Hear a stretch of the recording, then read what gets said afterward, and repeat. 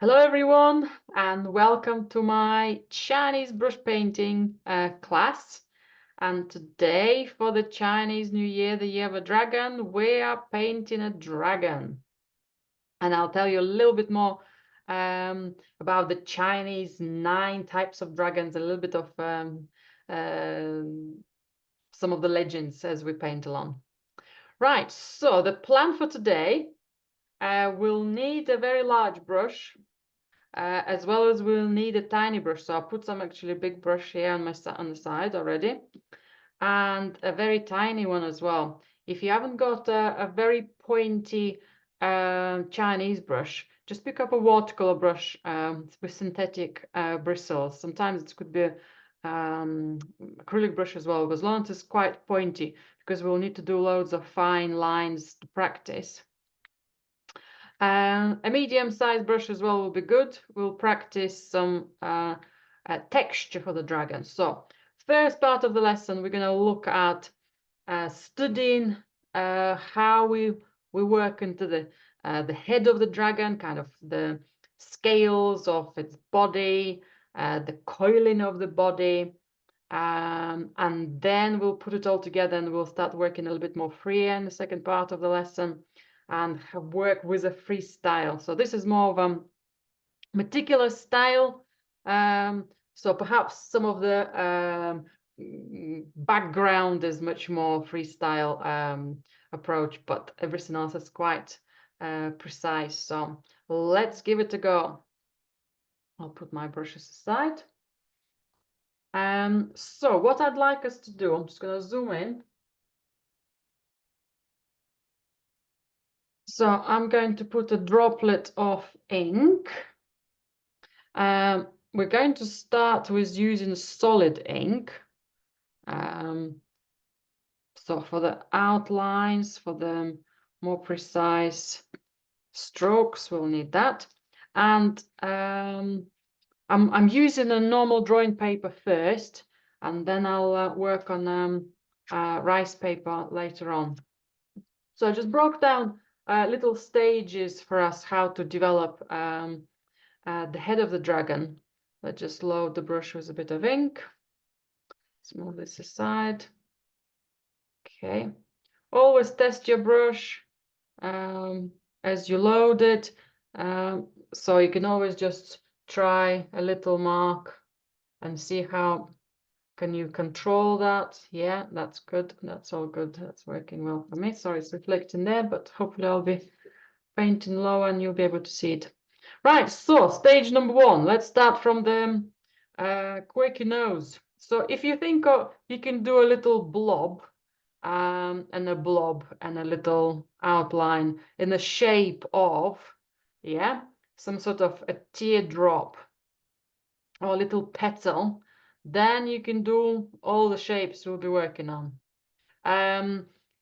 If you're working on a rice paper, at any point you're struggling with the details, you can always put this handout under your rice paper and work below, or kind of just from what you can see underneath.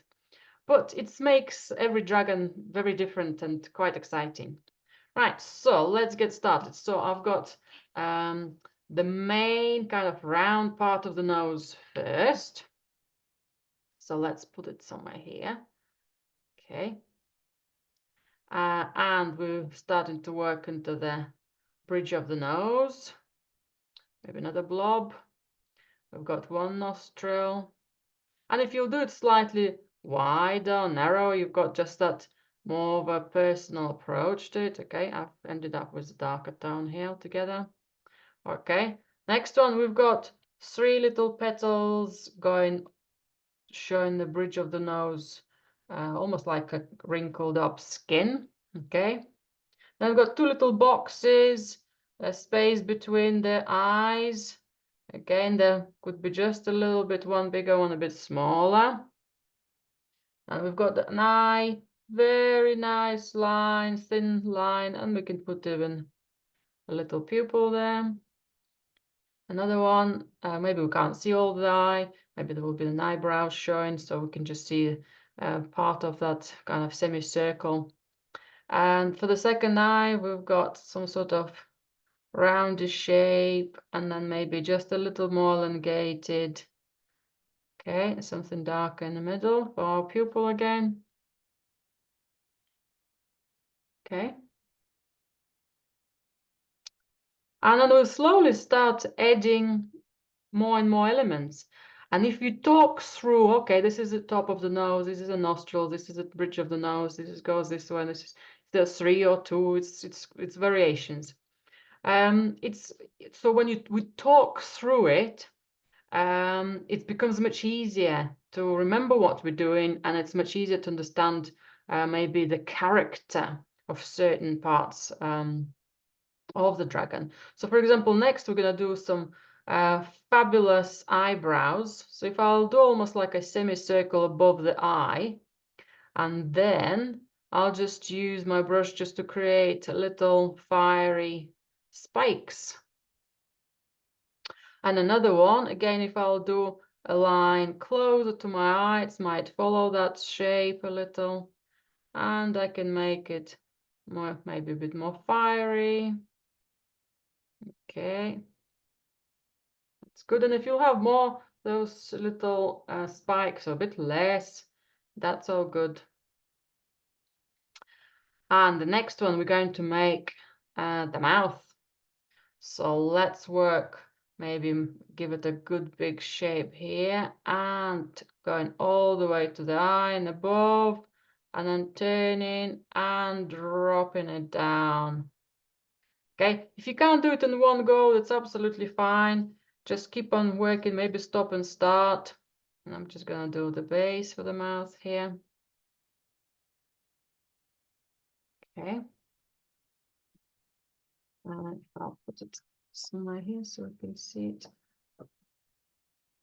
I'll fold it.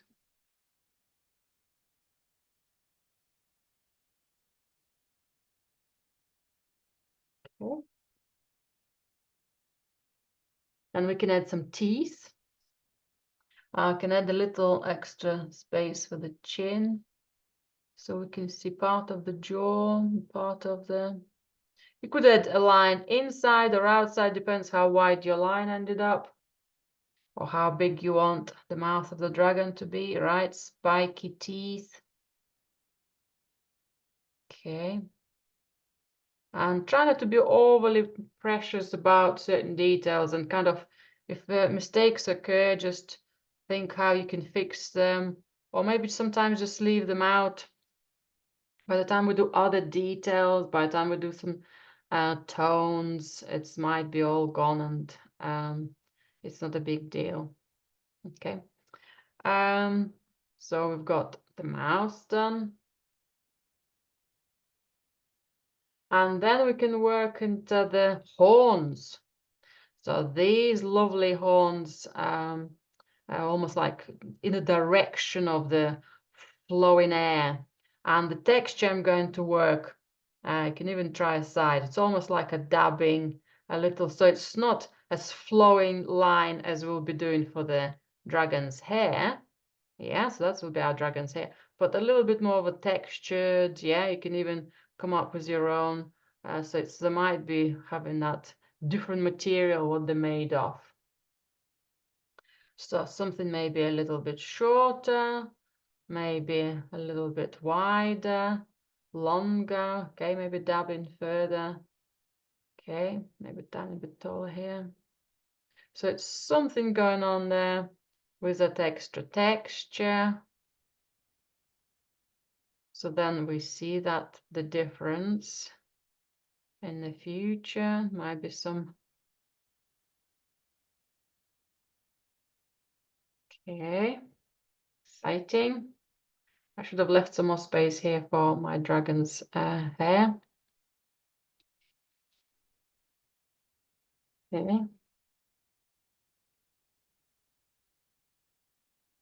And as we go further, before I go into the hair, let's have a look around the nose, and let's add some facial hair to the dragon. I think I might need the other side of the cheek to add here. Depends how open you put your I think he's semi more facing me than my other sample here. Right, so I'm going to do a little mustache here, little flowing mustache. Again, little spikes going one side, maybe smaller, then they're going slightly the other side. Okay. It's good. And the same little beard.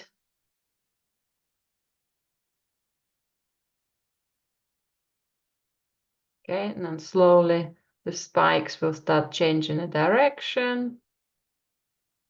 Some of them a little bit shorter, some of them a bit more smaller. And again, they could be changing direction. Okay.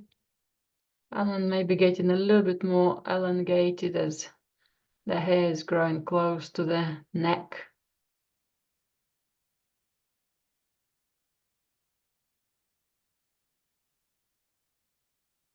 Okay, so nice and simple strokes, simple, playful shapes. So we've got the little beard, we've got the mustache at around the nose. We can also have a mustache over the lips here. So let's put a nice fiery mustache here as well. And I'm stretching those shapes out, maybe a little bit more elongated. Okay. So when we break it down like that, it's not becomes as difficult as it seems, not as complex. Okay, and then we have a round shape, almost like a flower, so it has quite spiky shapes for the beard and mustache. Now we're going to go a bit more round shape. It's almost like a pattern, or maybe it's a continuation of that mouth area. Yeah, that's quite a nice decorative shape. And let's maybe just send it back towards the mouth there. And then the rest will be quite exciting. Mane, I might connect these shapes I've drawn earlier. So it's my sample. Okay, so nice elongated shapes. Might just make it that way. Might go that way. They might have more smaller ones. That's quite freestyle now.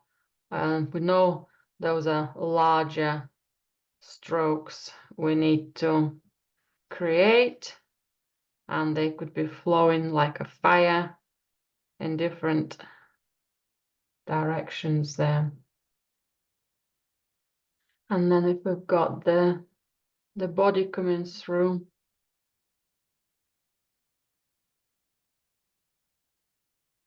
so the body will be there. Okay, and you can have as many of them or maybe less in volume. That's quite playful. Now for the body, all we need to remember is that for decorations for the body, we'll need to have some spikes for the back. It's almost like a spikes we did around the beard, but they're a little bit larger, maybe sometimes a bit more elongated.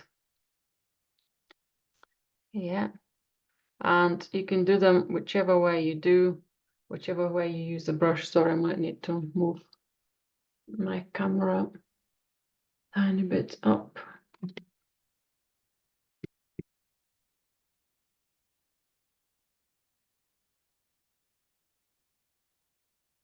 Okay, and then the scales, we're not going to be doing loads of scales, especially very precise, but they're quite straightforward. Little petals, one row, and then the second row goes in from the middles of our petals, yeah?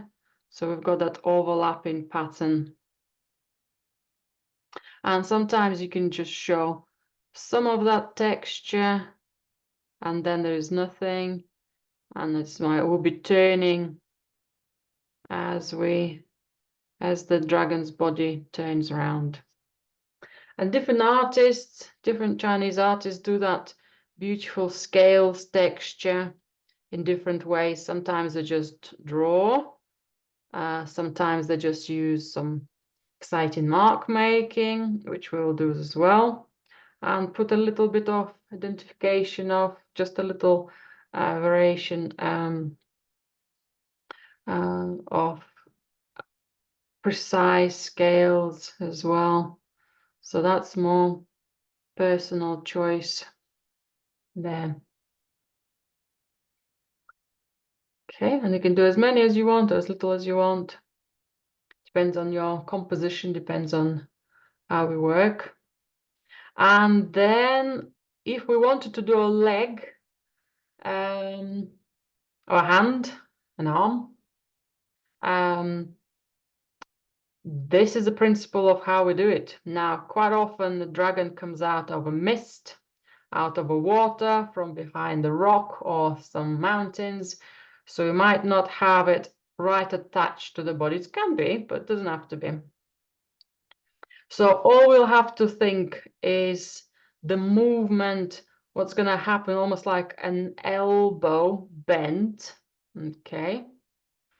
I might just need a tiny bit more ink moisture. So once we've got that bent, we've got the whole kind of body for the arm.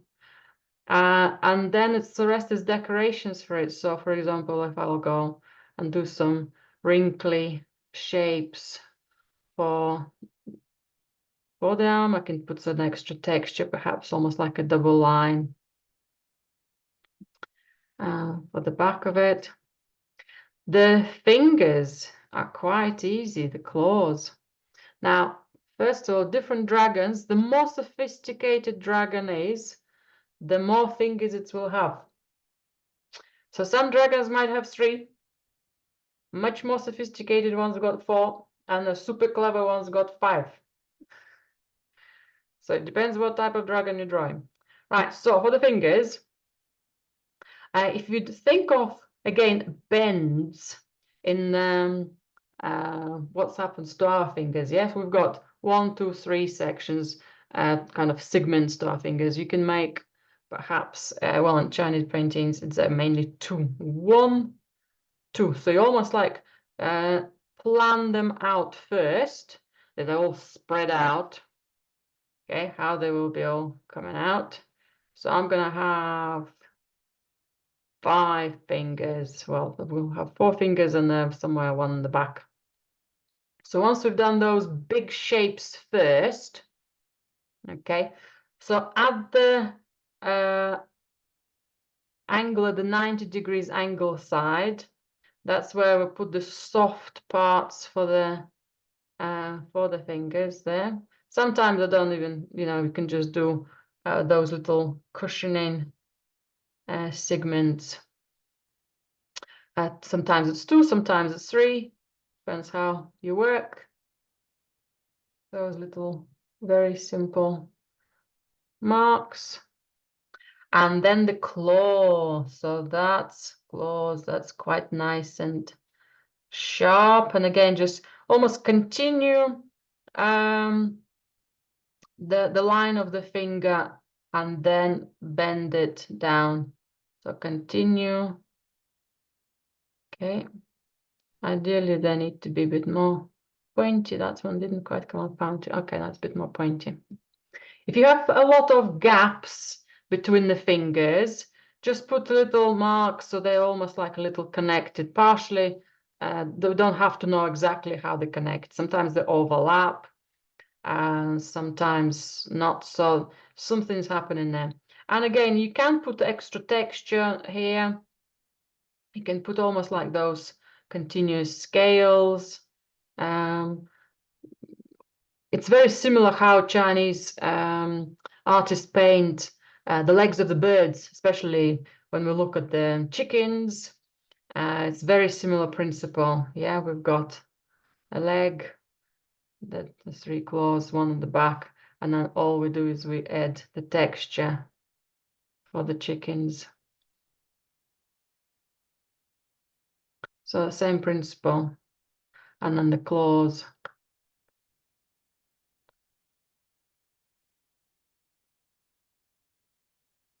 So dragon got similar approach to other birds, to the birds. Okay, so one arm could be here, another arm could be, I don't know, might even come out. Yeah, so if you just plan it, again, sorry if my camera will go slightly higher. I'm not going to draw it, but I'll just plan it ahead so it looks like he's turning towards us, and then he's also maybe holding on to something, or maybe he's could be turning away at any point. Yeah, so that's quite a simple way of drawing the shapes quite quickly. I'll just finish it off. It's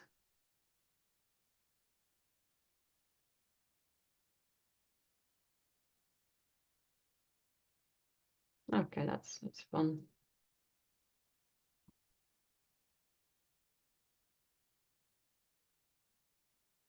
Okay, so he's turning around then. Right, so this is our first exploration. So we studied the shapes a bit more. But what we can also do, if I'll just do a tiny bit more, stay on the same paper. Now need a little bit more space below, just to show you the principle. Maybe just watch me for a moment. What I'll do this time, I'm just going to dilute my ink and make it paler gray. I'll show you the principle and then you'll give it a go. Okay, so my paler gray is here now. So I'm using the same small brush, and I'm going to repeat similar stages to what we were doing, but instead of now doing an outline, I'll use a stroke. So for example, the nose could be a stroke and a stroke and a stroke and a stroke. And then we continue. Okay, another stroke. Okay, here we go, our 3. There's another shape in between the eyes. Okay, maybe for the eyes I'll do maybe a thinner line, maybe more an outline how we had before. Maybe I'll use tiny bit more darker ink for the pupils. Yeah. Maybe I'll do a darker ink for my eyebrows. Well, for my dragon's eyebrows.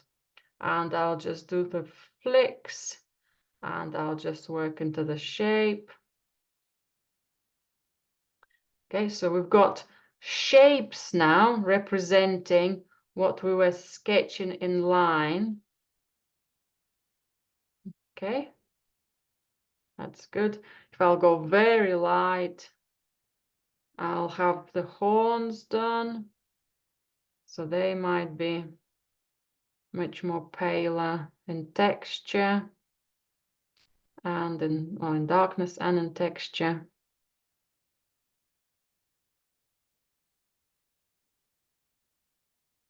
Okay, and then maybe I can go again slightly darker for the dragon's hair. Yeah, so everything comes into that similar mark making. Okay, haven't done anything in the front for the mouth. Okay, so let's do again lighter, perhaps lighter tone for the chin, because I can do the whole shape even. Okay, I can go narrow and wide. Okay, I think I'm just off the screen here. And then tiny bit more ink if we wanted to do sharper teeth. So we can just vary the darknesses as we go. Add the extra texture as we go. Maybe if we wanted to have more playful mustaches, I think maybe the nose might be darker. Okay. So every shape becomes our strokes, but a body of strokes, yeah? And of course, we can come back and touch things up, for example, make some more definition, maybe where some of my lighter colors came out. Might make the nose darker. Or that might actually add an extra texture to it. And what I've forgotten in the last shape are those lovely whiskers, and they're beautifully flowing. So once we've got the shape ready, we can have them to come out from the nose. Yeah. And two, like for the cats, if you had a cat, you probably would have seen, they come out from the eyebrows. A nice flowing line, maybe a little bit shorter, a bit darker perhaps. Yeah. So we've got a character, two dragons coming on in a slightly different way. Now, I haven't done anything inside of the mouth because quite often we'll have nothing coming out from here. We might have he might be breathing the fire, and there might be something else going on. So leaving some spaces for perhaps other lines. Otherwise, you can put more teeth or tongue there as well. So all sorts of things could be there. Right, so I'd like you to try now looking at the stages. See if you can work out little steps of tone, building up our dragon shape. Again, just a little repetition, but it just makes you more and more familiar with the shape and gives you so much more flexibility when you start working on the rice paper as well. Okay, so give it a go. Right, as you're painting, I'm just going to tell you a little bit more about the dragons. So they've been for 1,000 years in Chinese culture, in the legends and stories, and part of the decorations, part of the symbology, which is just really, really wonderful to track over the years. And there are there were huge volumes of dragons around the emperors, and we'll come to the emperor's dragon as well, on the clothes, on the pottery. The only person who was allowed to have dragons would be the emperor, perhaps especially the yellow dragon. So you will not see it anywhere else. Perhaps some of the higher Raki people might have it as well, but there might be different color. The dragon will have less fingers. So that's when people will know, and anybody else was not allowed to have that type of pattern. Right, and there are 9 types of dragons in China. I've got fantastic, very unique characteristics. So here are some of them. So celestial dragon. He resides in the sky and brings divine power. Spiritual dragon. He controls the wind and the rain, ensuring the prosperous harvest. Few of the characteristics of the dragons, they a little bit overlap, and sometimes their colors vary. So from one dragon to another one, so there might be different things kind of connecting to that. There is a hidden treasure dragon. So he tends to be of dark colors or black dragon. He guards the underground and the treasures and the minerals. There is an earth dragon.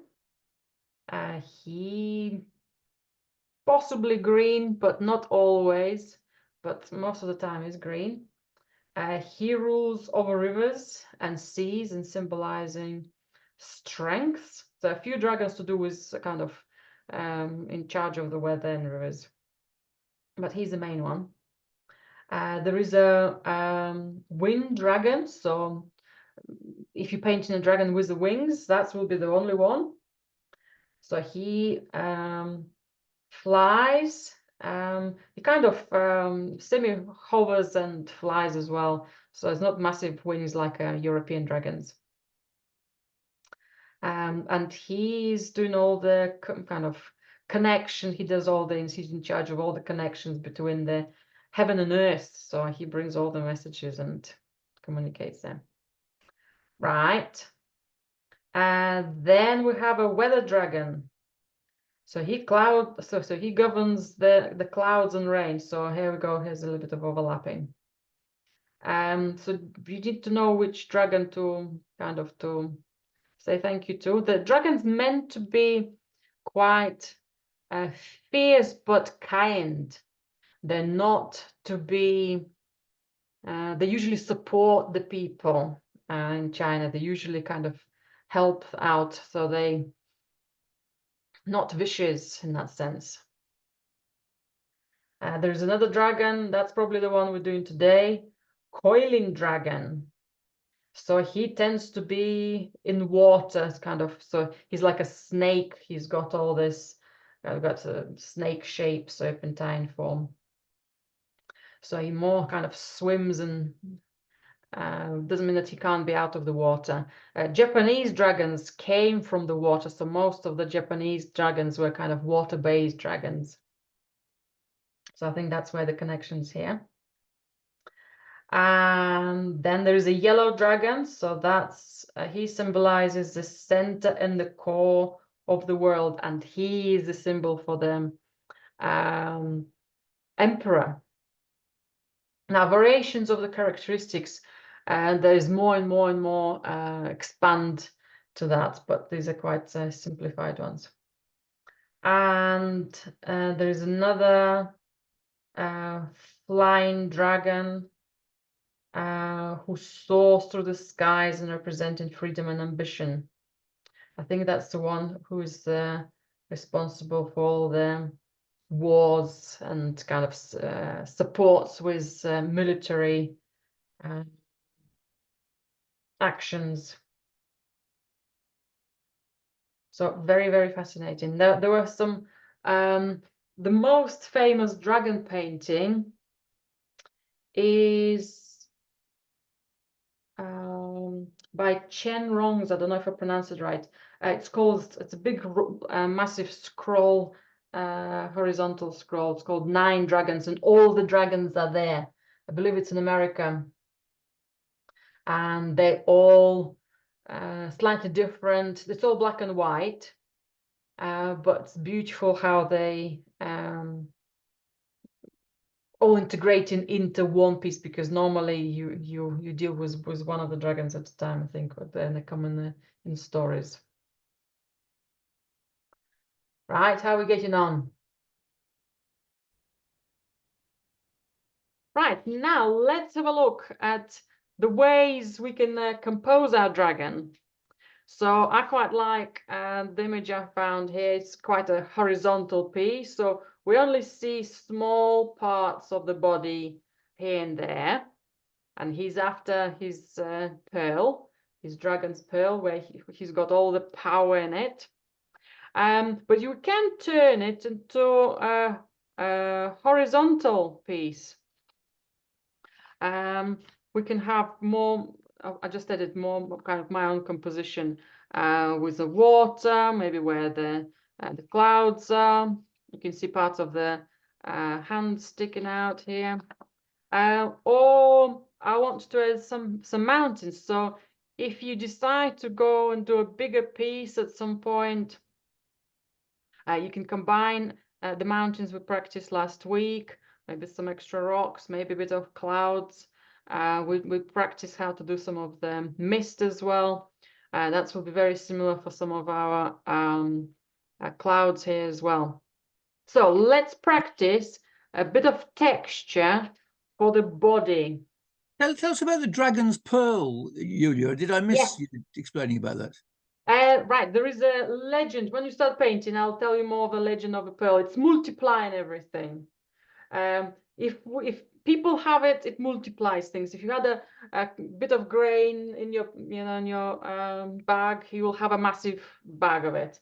If you had tiny bit of rice growing in a field, couple of plants, you will end up in the morning with a full field of rice growing. So, but for the dragon, it concentrates all its powers. Okay, there's a legend that little boy found it, and he found that everything was multiplying, and there were quite poor and everything was, so they started helping the village, and then somebody wanted to come and steal it, and the little boy swallowed the pearl, and he became a dragon.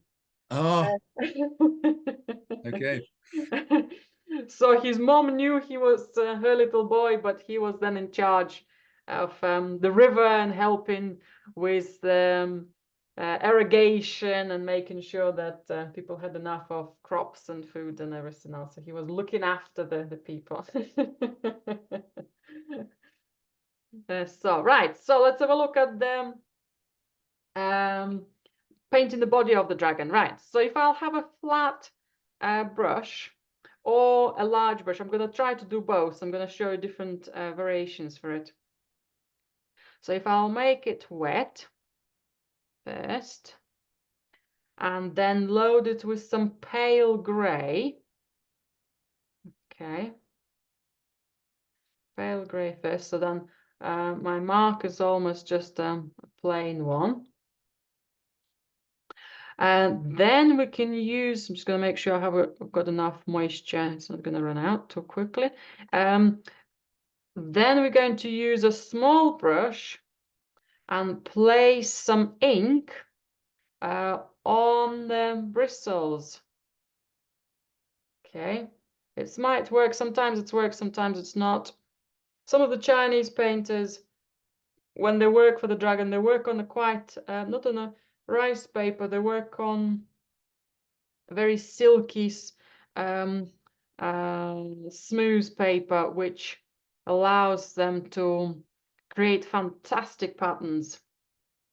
So what I'm going to do, I'm going to turn it that way, and I'm going to try to do a swirl. So I've got textures coming through, and then I can just work my shapes. Yeah. So sometimes you can have a bigger pattern of that gray, sometimes smaller. You can just do a normal load of the gray and have tiny bit of darkness on one side, and just maybe work into those fabulous shapes. Yeah. And there is the body of our dragon. All we will need to do is just to finish it off with perhaps some of those spikes we were working on. If you wanted to do some of the scales, you can, but maybe not too much. So that's one of the approaches. Okay, we've got the tail.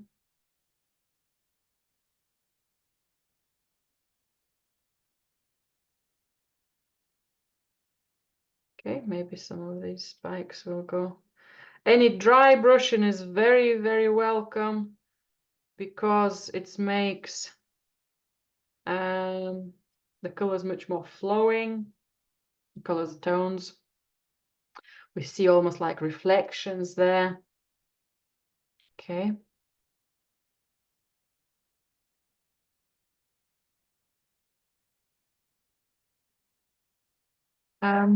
We can also, I'm just going to give myself a tiny bit more space. And trying different brushes, sometimes all it is a bit of experience, a little bit of play time. So for example, if I'll add more, if I'll use a different brush, I need more ink.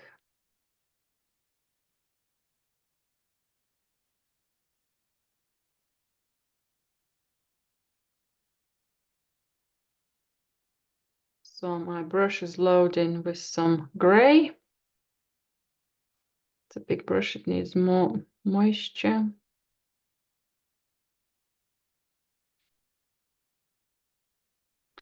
And if I load the tip with some black, just the tip, then I can do the same kind of swirl, well, kind of curling shapes, but I can almost kind of stop and start. So stop, okay, maybe not enough water, sorry. It's drawing paper, so I've forgotten it's not going to hold. It needs more moisture in comparison to the rice paper. So if I'll stop and start kind of shapes like that, then it starts giving you some exciting texture. And practicing it on the drawing paper I find helpful, because then you can see the effects and adjust them when you work on the rice paper. That's quite exciting texture then. Okay. You can also add more darkness, almost like scale, almost like those segmentations of patterns of the dragon's back. And as it dries, your black creates some fabulous textures. And by the time we've drawn, let's say, a leg,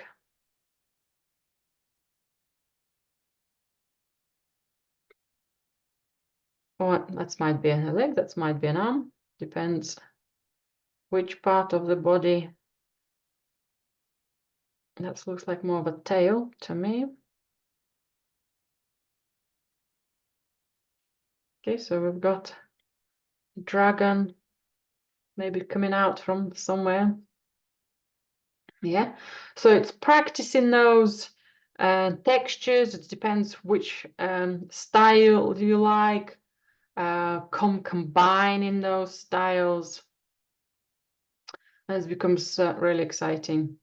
Making it your own. Okay.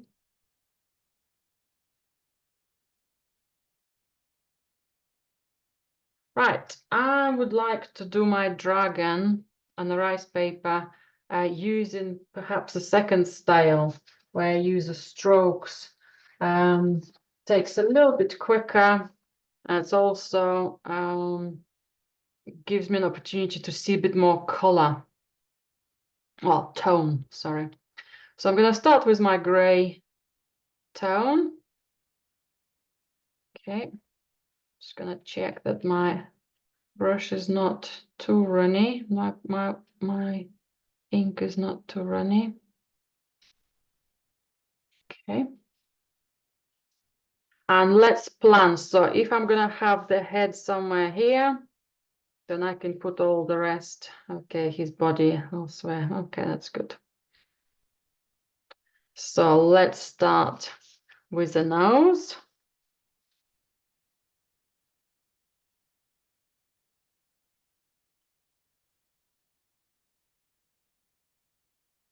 Okay.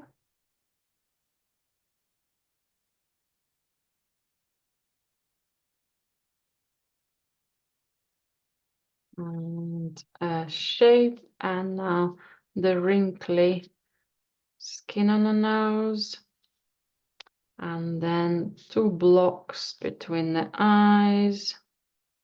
And then the one eye, another eye,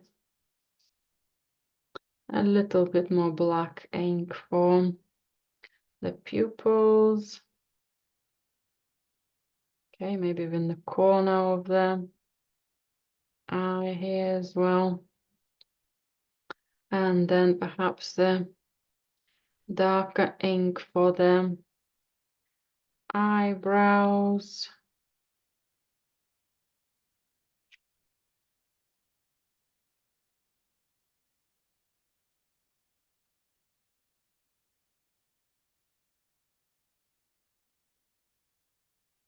Okay. And let's do the mouth.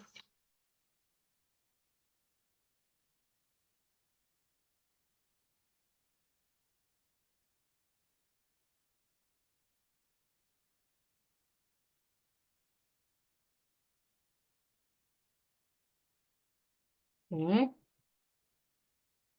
Maybe I can see the other side of the head. And a little mustache.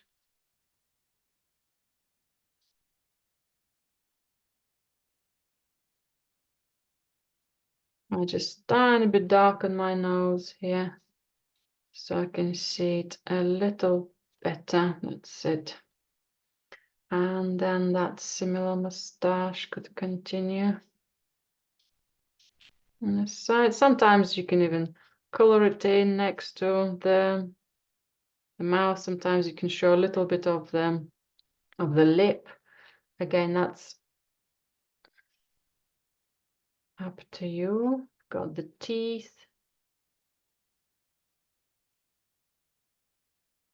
Okay, got a little bit more wider chin. Okay. And then we can have the little extra beard. A tiny bit more water. But even some just exciting dry brushing, this gives it quite wonderful character.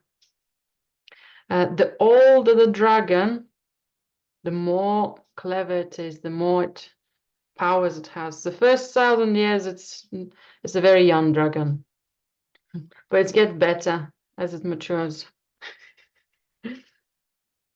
There is another legend of, obviously, the Chinese people think they come originally from dragons.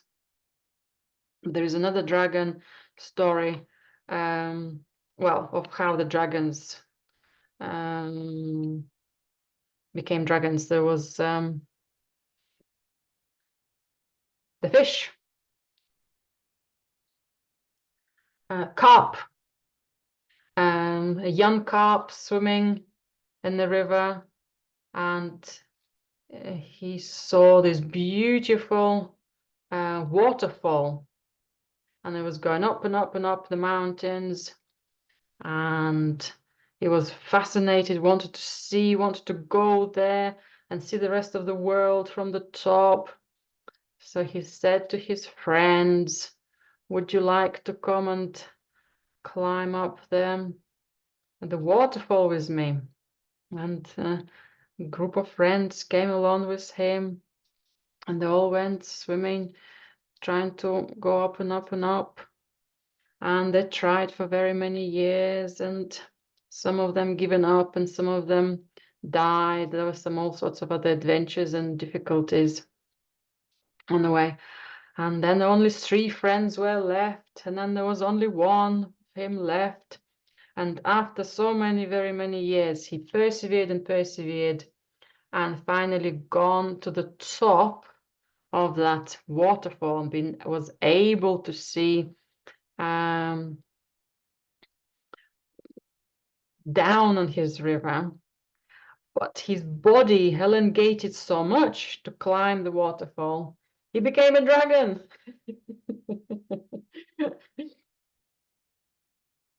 Right, I'm ready for my hair here.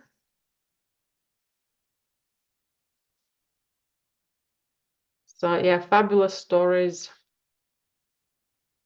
And I think they slightly vary, depends which province tells you the stories. Okay, so he's quite a fiery dragon here.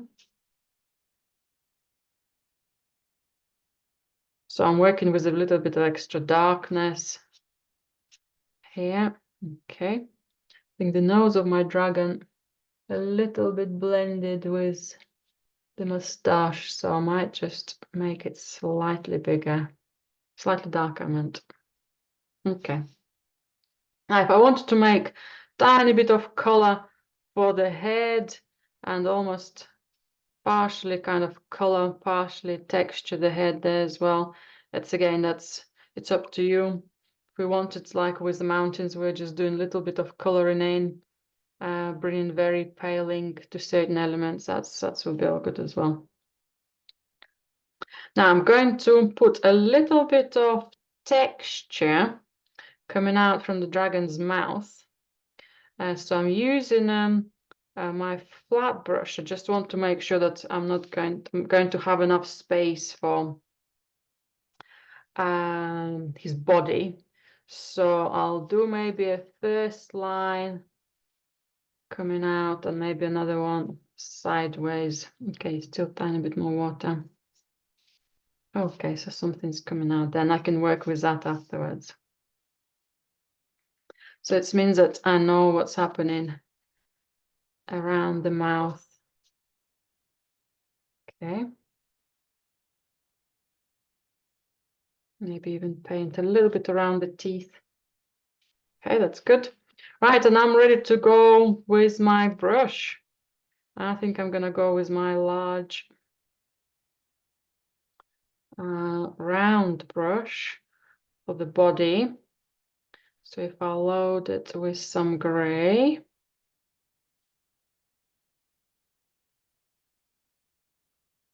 Okay, that's going to be quite a lot of moisture for the rice paper.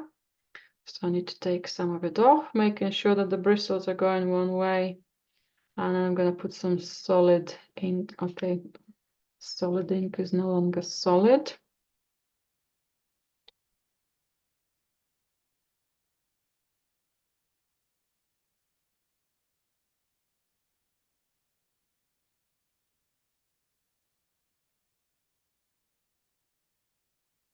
And then let's do the shape of the body. So I think I'm going to do something here and maybe something going around there. Okay. So the black is on my tip of the brush. So I want it to be kind of close to the spine then.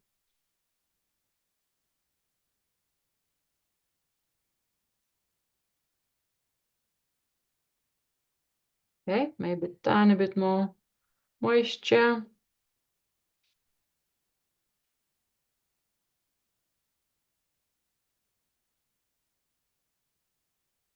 Okay, maybe coming out somewhere there.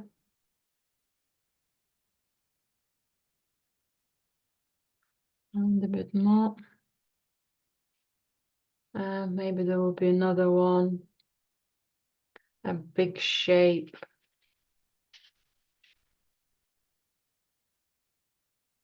And a little more moisture. Another one and another one. Okay, that's more fun. And let's just put some extra body to my dragon for texture. So just more solid ink. Okay, some of this came out a little dry brushy, so that extra texture might be good.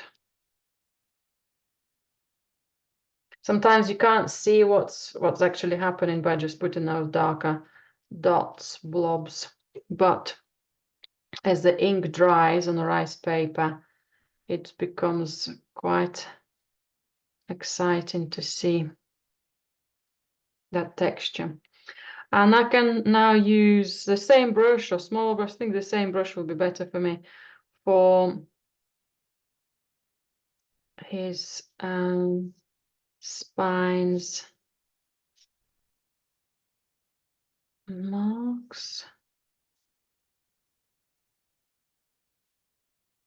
Could be a bit more longer, could be a bit more shorter. How they all come out.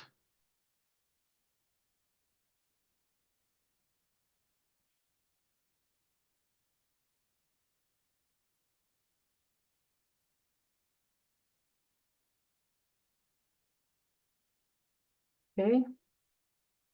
Maybe this one's going that way. So you have to stay free with your strokes, quite playful. Okay, that looks like coming out from a dragon's mouth, but just about get away with it. Okay. I'm gonna do the longer mustache. Okay, that's not black.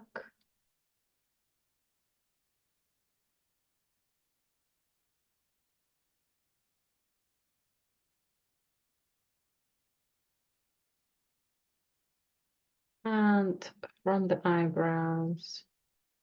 There we go.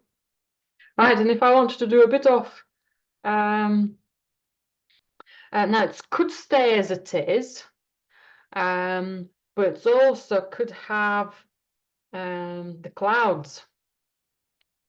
So on my dragon's pearl as well.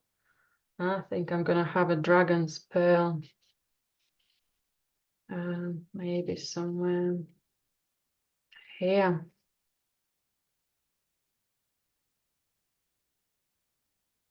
So I've got a circle, almost like we have similar textures for dragons' hair and mustache, kind of almost that's supposed to be almost like on fire. So little flames.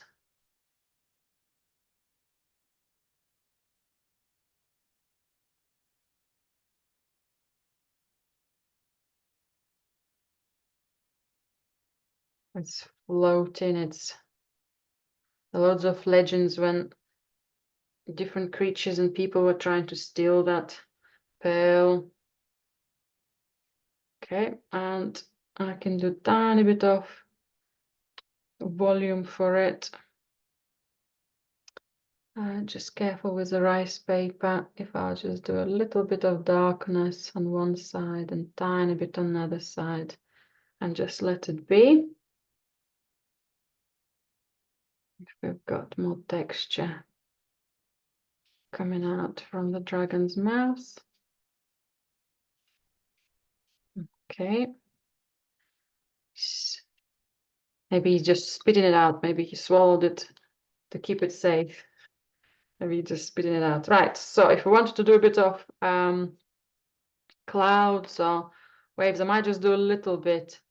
So if I use my flat wash brush and perhaps, oh, I haven't done the legs and arms. Hold on. Hold on, maybe at least.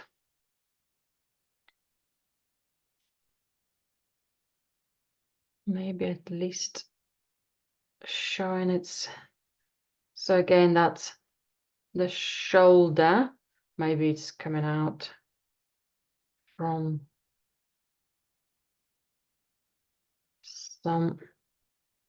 something is hidden from our view.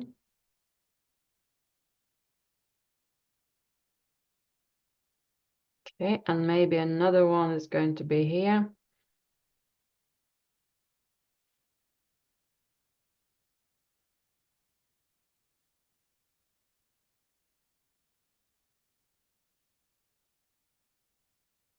Okay, I might just put a tiny bit of darkness to it afterwards just to show tone.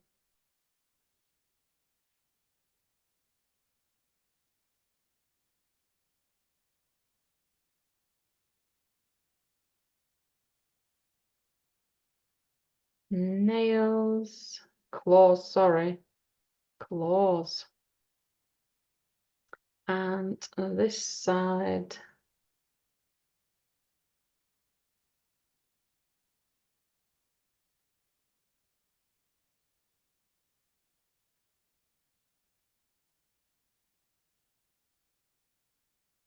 And what I want to do is just to put a little bit of maybe darkness towards the elbow. Tiny bit perhaps on some of the fingers. Again, it's just almost like if it's coming out from that mist, or maybe they're reaching out somewhere in there. So it means that somewhere around this area, I might need to put some sort of cloud. Okay, soften the shape. It appears much darker, as you might remember from last week, but it will settle paler. This is just more transparency of the rice paper. So that will be all that mist. And the more we put the water, the softer it will become. We're also extra careful with the water so it doesn't get too well, you stop seeing what's actual color is there. I might put more clouds here. Or could have been the waves, depends where it's all.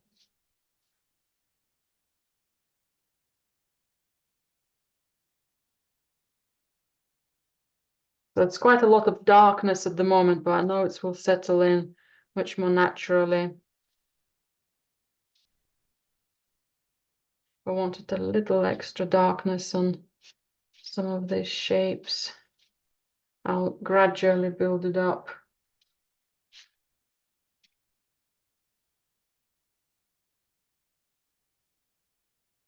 Yeah, and I've got my dragon.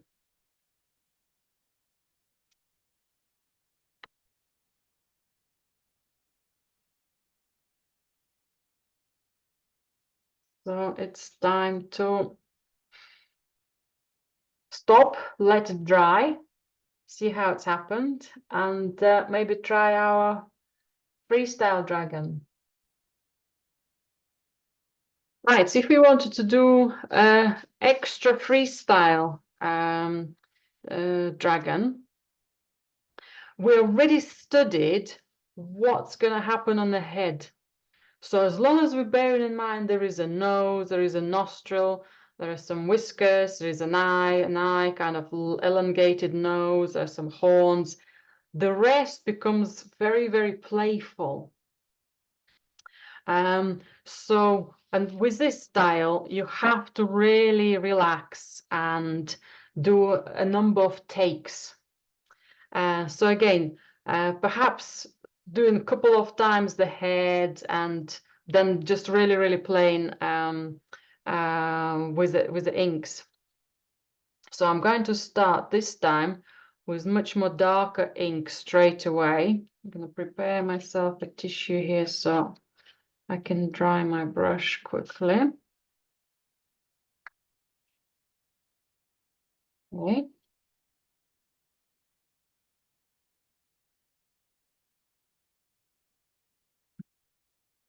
And as my university tutor always used to say, for just traditional fine art, first 10 years of a particular shape, form, or whatever you're trying to master, and you slowly get better. Yeah, once Chinese, one of the Chinese tutors said to us, "Oh, so how long?" We were asking, "How long do you practice doing, let's say, a plum blossom? The 4 styles of plum blossom." Okay, so how? Well, by the time you master first type in the first year, you get better with other 4. That's just plum blossom. Most simple one. Right, so let's give it a go. So I'm going to start with the nose, maybe the nostrils, maybe elongated body of marks for the longer shape for the nose. Maybe it will be the eye, the other side might be what we can see. It's almost the eye is hidden. When the other, this side eye, we might see more. You've got the little shapes for it there.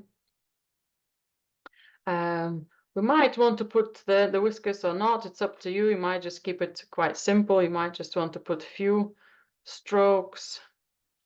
Again, this is something to play with. Okay, if we wanted to do the horns, if you wanted to work into the fiery shape of the head straight away, so maybe that will start coming in much more playful.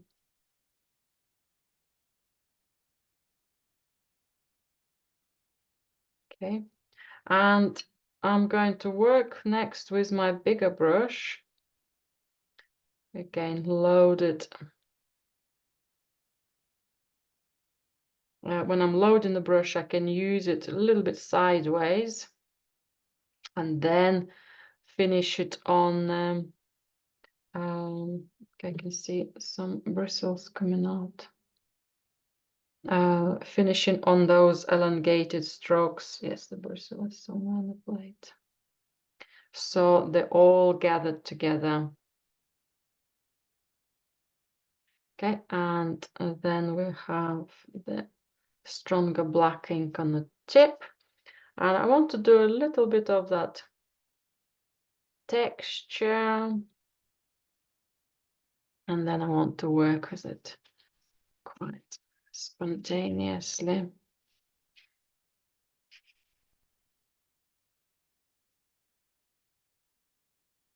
Okay, maybe a tiny bit of extra body for it, maybe somewhere here. Okay, we can add more elements and less.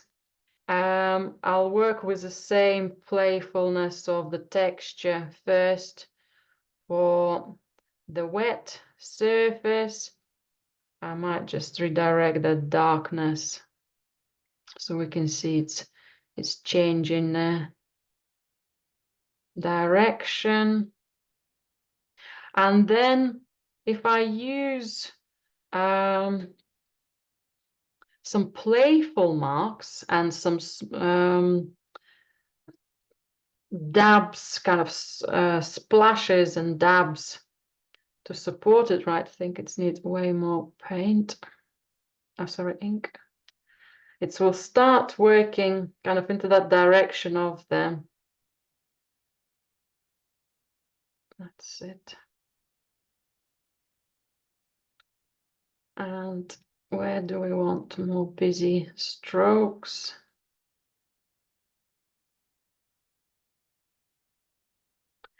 Some of the splashes will come out more solid black, and some will come out paler. Okay, perhaps I can work into the tail.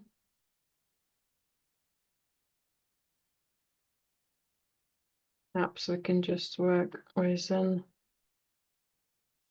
the extra dabs.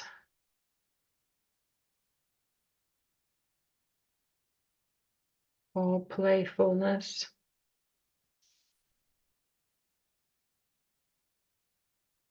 Okay, depends how much or how little you want to do. And then the exciting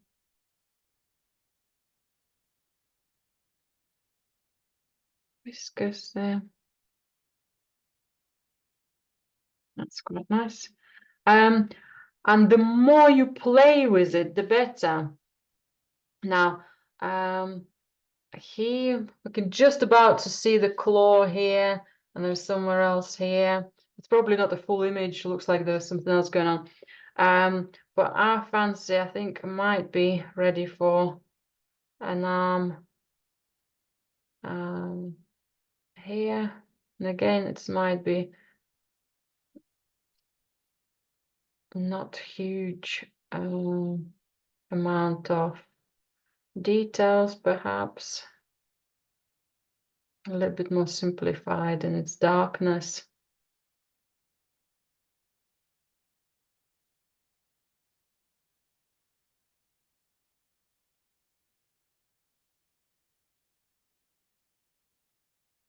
Okay, and again, perhaps there will be more splashes in that area.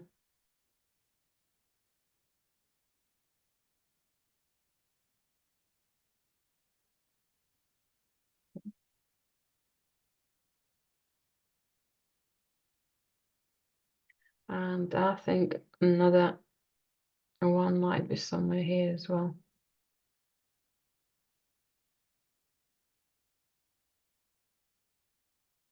I might have just been able to see only a couple of claws, so you don't have to do everything.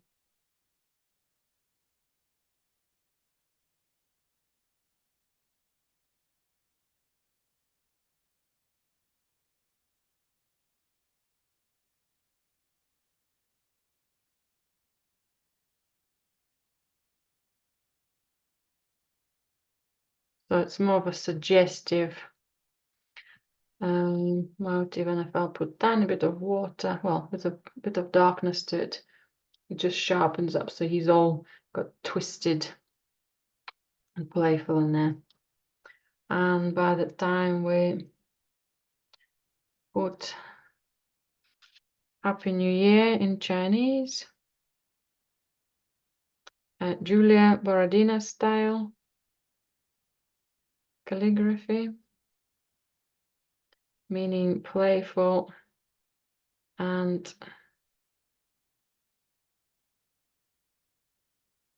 not readable to the in Mandarin, and where you decide to put a little extra red stamp.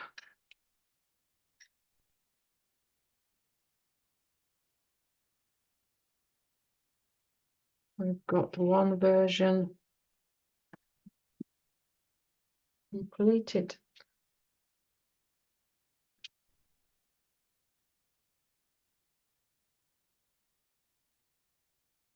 Okay. And the more variations you do, the more flowing lines you'll have.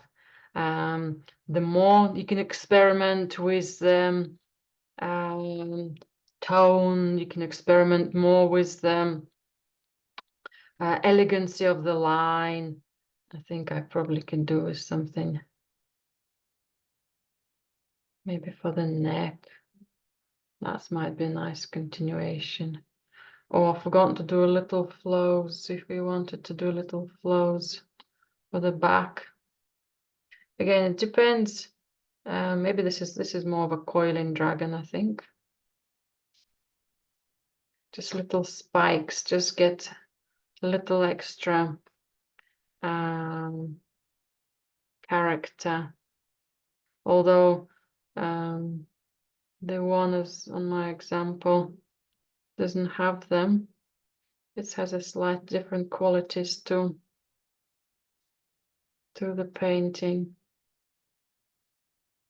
Yeah, it just gets that little extra elegancy. With those spikes, I think that's actually made it even better.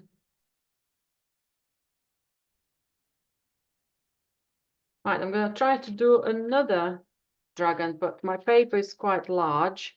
So what I'll do, I'll start it this way, and then I might just move my paper so it's could fit in the camera.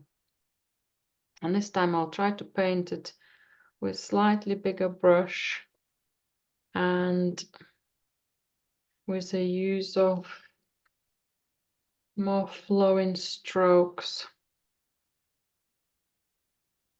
So for the head, tiny bit lighter ink, only so you can put some other dark marks over it. So let's have a look. Feels like not enough moisture.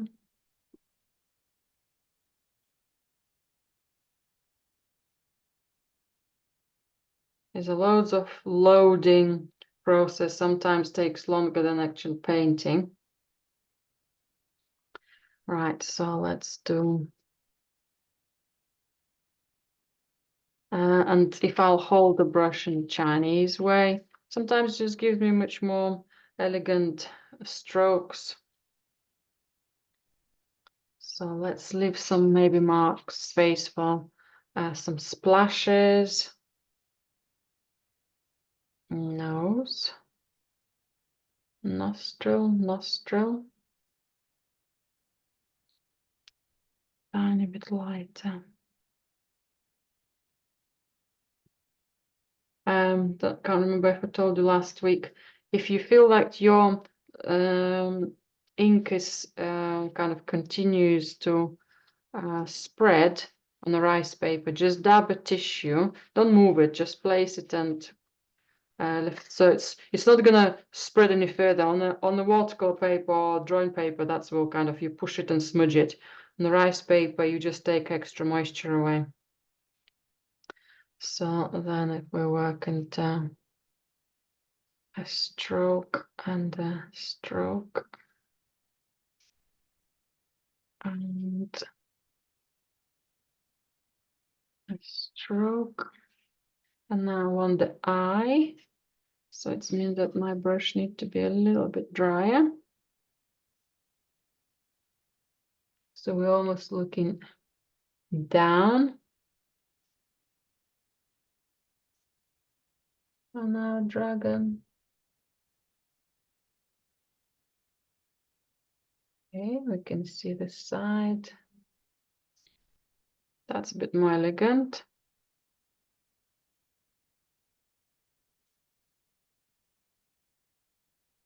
And then the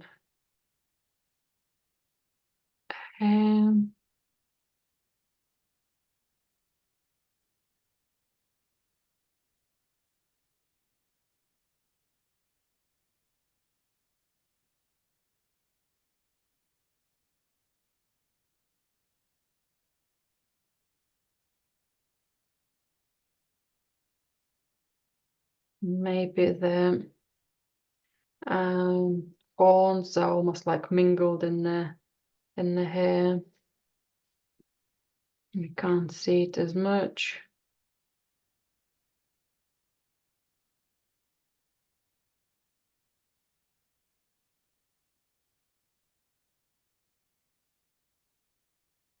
Okay.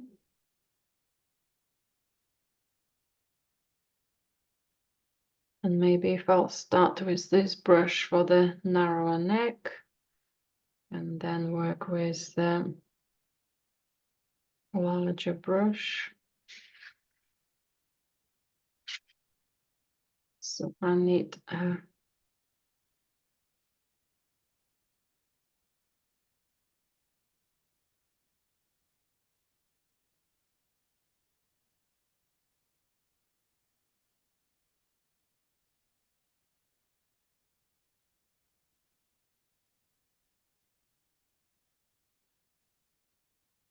to show the other side of it as well, perhaps doing it slightly different. Okay, and then let's come back to a bigger brush.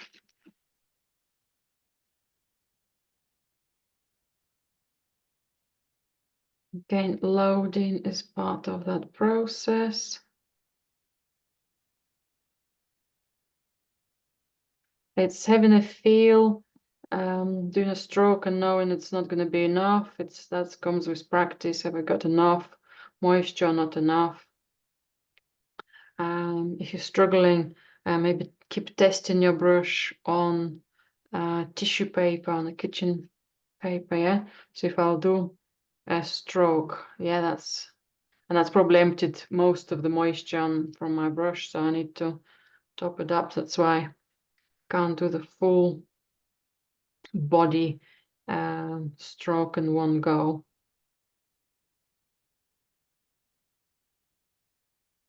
Okay, and I might work with little extra blacks here as well, and then continue.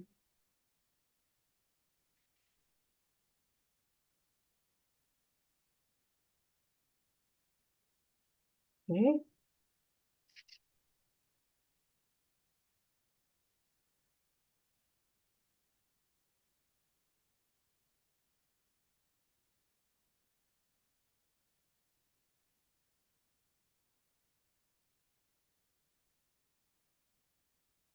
It might even come out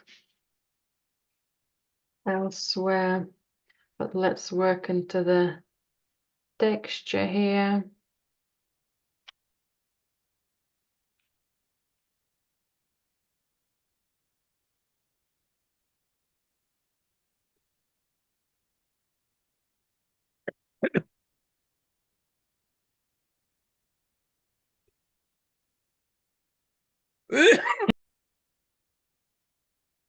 So I'm just rotating my dragon to fit, right? So if I wanted some extra dark texture inside, which we will see only when it's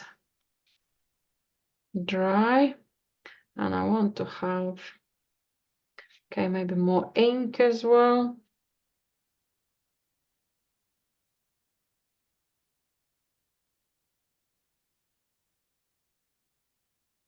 That's quite nice. It's spread even further.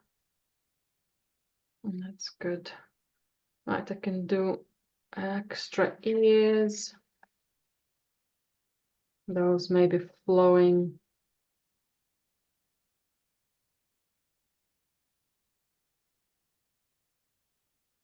Little flowing shapes. They're almost as if they flowing in a similar way as the whiskers will be. So maybe this one is an extra long, eerie one. Right, I wanted some more flowing texture.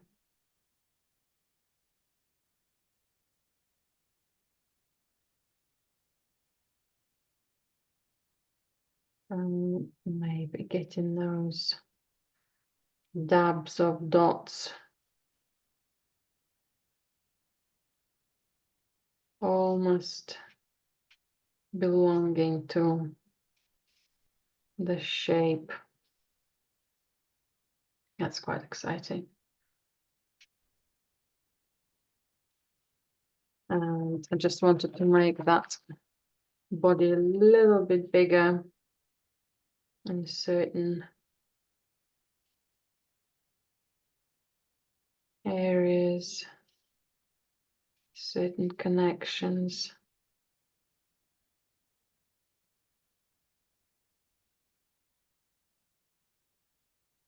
The variety we're always looking for. Okay, that's a bit better. Tail.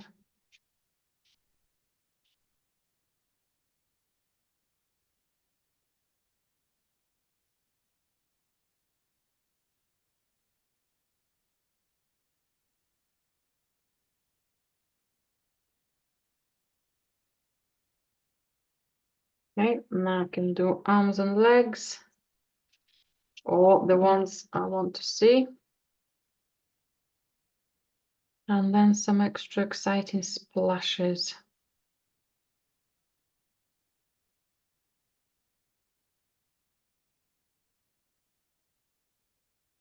Like now here.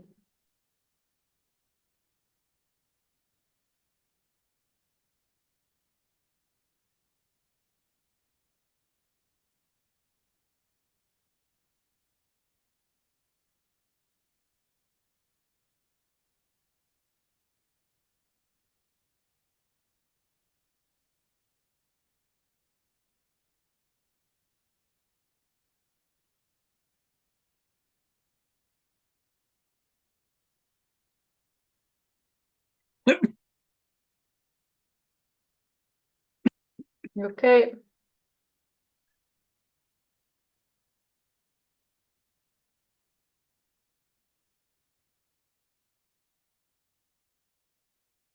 Okay, and a little hint of a wash.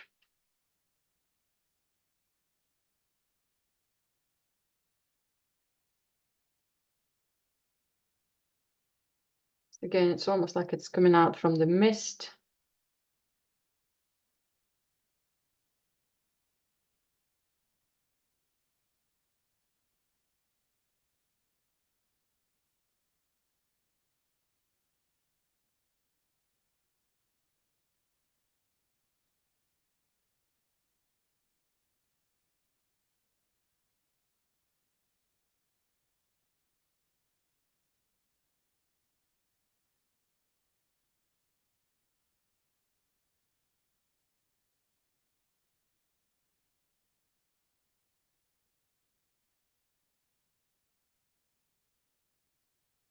Again, tiny bit of a wash for that leg.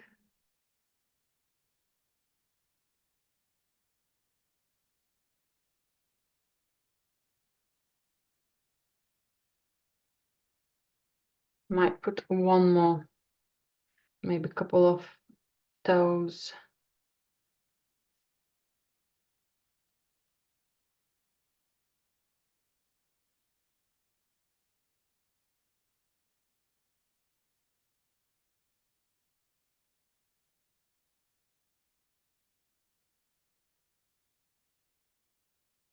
So it's hopefully will be more hidden with them splashes. Right, and let's do the full-on whiskers. So one could be really flowing.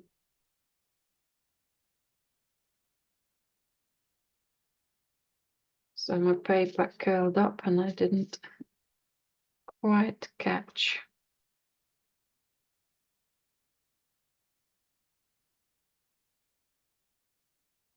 Okay, that's a nice movement. And let's go for some splashes. If I'll go for lighter splashes,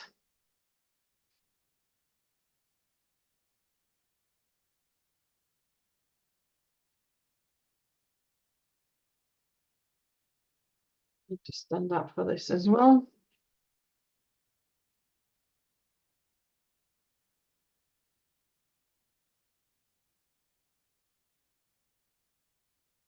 Practicing your splashes, their size, their consistency, direction, gives you, sometimes obviously you can't quite control it all, but I wanted to splash the top. So I know if I want to splash that way, I need to direct my brush that way.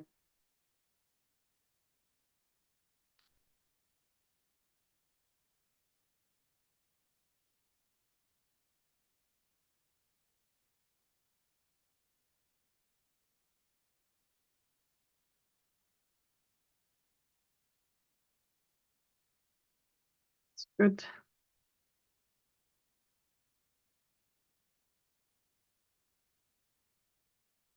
Maybe a little bit more for the tail area.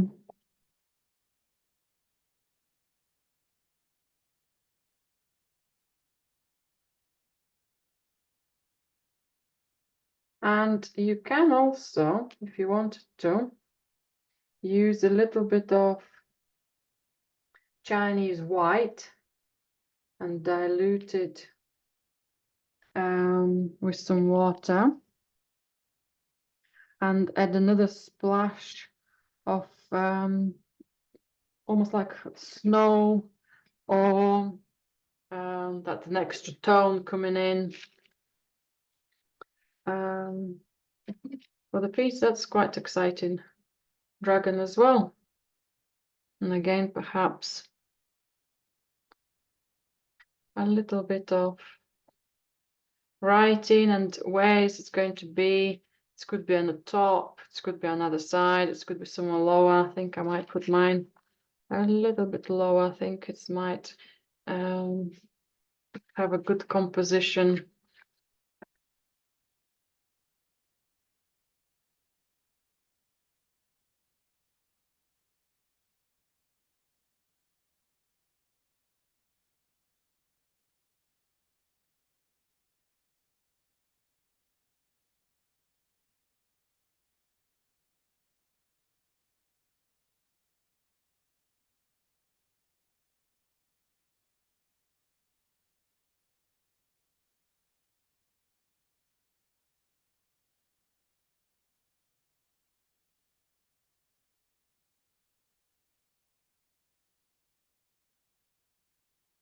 And I'm gonna have my stamp. And different stamps could have or your name, or it could be a poetry, the same as little writing, or maybe a title. Sometimes it might be a studio where the group of artists working, or the school of. And you could have a variety of shape stamps and varieties of, I don't know if you can see it there,